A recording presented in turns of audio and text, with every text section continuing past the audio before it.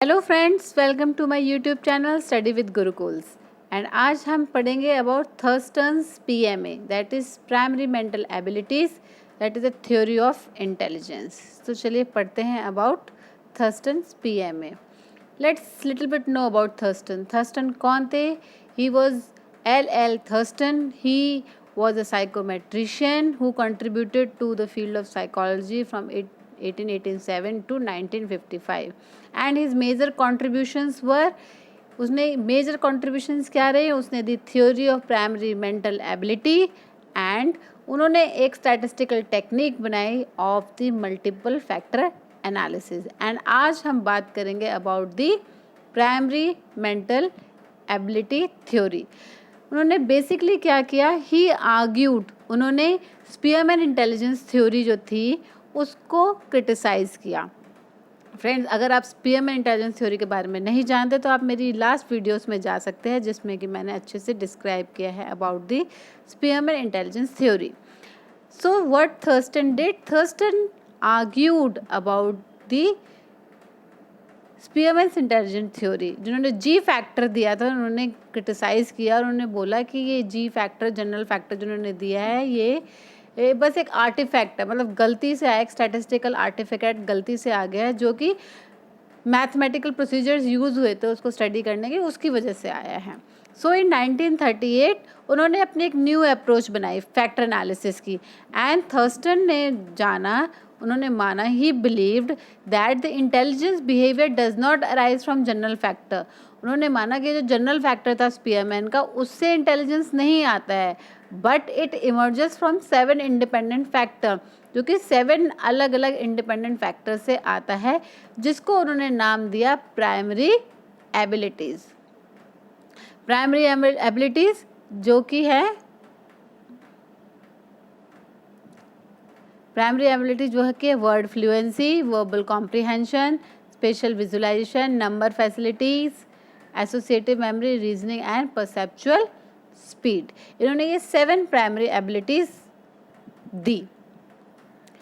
Continuing the same, psychologist Louis L Thurstone, उन्होंने different theory दी intelligence की, और उन्होंने एक सिंगल जनरल एबिलिटी ना मान के उन्होंने 7 डिफरेंट प्राइमरी मेंटल एबिलिटीज़ जो मैंने अभी आपको बताई उन पे फोकस किया, जिसको कि हम 1 to 1 डिस्कस करेंगे। फर्स्ट डिस्कस करेंगे एसोसिएटिव मेमोरी। उन्होंने बोला कि इन 7 में से एक प्राइमरी मेंटल एबिलिटी होती है, वो होती है एसोसिएटिव मेमोरी की। मतलब हम कितना मेमोराइज़ कर सकते हैं और रिकॉल कर सकते हैं, याद कर सकते हैं, मतलब कितना हम लॉन्ग टर्म मेमोरी में स्टोर कर सकते हैं और जब हमें से ज़रूरत होती है तो रिकॉल कर सकते हैं। आप बोलते हैं ना कि इसकी मेमोरी पार्ट तो बहुत स्ट्रॉन्ग है, इसको तो बहुत सारा याद रहता है, तो उन्होंने इस मेंटल एबिलिटी की बात करी। नेक्स्ट मेंटल एबिलिटी जिसके बारे में उन्होंने डिस्कस किया was the numerical ability, that is the ability to solve the arithmetic problems. मतलब आपने देखा ना, कुछ लोग मैथ्स में बहुत अच्छे होते हैं, क्विक आंसर्स निकाल लेते हैं, अरिथमेटिक, अलजेब्रा, लॉगरिथम सब कुछ निकाल लेते हैं, they are good at maths. तो ये एक उन्होंने डिफरेंट मेंटल एबिलिटी की बात करी। Next was the perceptual speed. Perceptual speed मतलब the ability to see the differences and similarities among the objects. मतलब ये एक विजुअल कैपेसिटी है हमारी, जब हम देखते हैं किसी चीज़ को, परसीव करते हैं, तो कितनी जल्दी डिफ्रेंशिएट कर लेते हैं। जैसे कि आपके आंखों के सामने से तुरंत कोई जाता है तो आप कोई बहुत जल्दी से पता लगा लेता है, अरे ये तो वो मैम थी, अरे ये तो वो स्टूडेंट था। या आपके आंखों से सडनली कुछ गुजरता है तो आप पता लगा लेते हैं कि एक पेपर था, या एरोप्लेन था, या काइट थी, या कोई ईगल थी। तो that is called the visual speed, perceptual speed. Next is the reasoning, the ability to find out the rules. कुछ लोग रूल्स के अकॉर्डिंग चलने में, रूल्स निकालने में बहुत माहिर होते हैं। जैसे कि जो कॉम्पिटिटिव एग्जाम्स में रीजनिंग क्वेश्चंस आते हैं, कुछ लोग उन रीजनिंग पे बहुत अच्छे होते हैं क्योंकि उनको रूल्स समझ में आ जाते हैं, रूल्स पकड़ में आ जाते हैं कि ये रूल्स यूज़ करके इन रीजनिंग क्वेश्चंस को हमें सॉल्व करना है। जैसे कि कैट में आता है, मैट में आता है, या और एलिजिबिलिटी टेस्ट में आते हैं। Next is the spatial visualisation. Now spatial word has come from the space.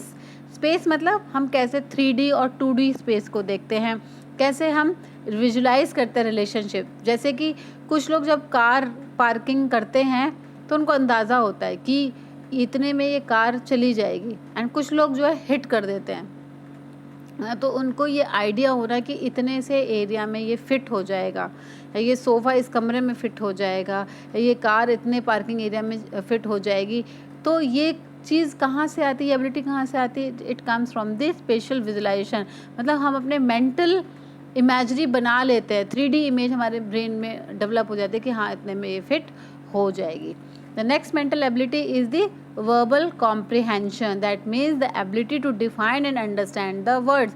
वो काबिलियत जो कि हम शब्दों को समझ सकते हैं, शब्दों को उसके मीनिंग समझ सकते हैं ना, इसमें लिटरल शब्दों का मीनिंग नहीं है, वो मीनिंग्स भी जो कि फ्रेजेस में होते हैं, आइडियम्स में होते हैं, मुहावरे होते हैं। फॉर एग्जाम्पल हिंदी में मुहावरा होता है नाच न जाने आंगन टेढ़ा ना, इसमें नाचने और आंगन टेढ़े की बात नहीं हो रही है। इसका जो एब्स्ट्रैक्ट मीनिंग ये है कि उसको ये काम तो आता नहीं है और वो यही काम करना चाहता है ना।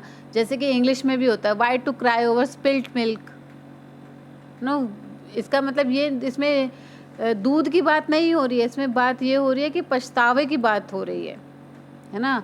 तो एक और मुहावरा हिंदी में यही ऐसे ही आता है कि अब पछतात होत क्या जब चिड़िया चुग गई खेत। तो यहाँ पे चिड़िया और खेत की बात नहीं हो रही है, इस पे पछताने की बात हो रही है। इसमें एक मीनिंगफुल बात कही जा रही है, उसको समझने के, उस एब्स्ट्रैक्टनेस को समझने के लिए क्या वो एक एबिलिटी होती है, that is called verbal comprehension.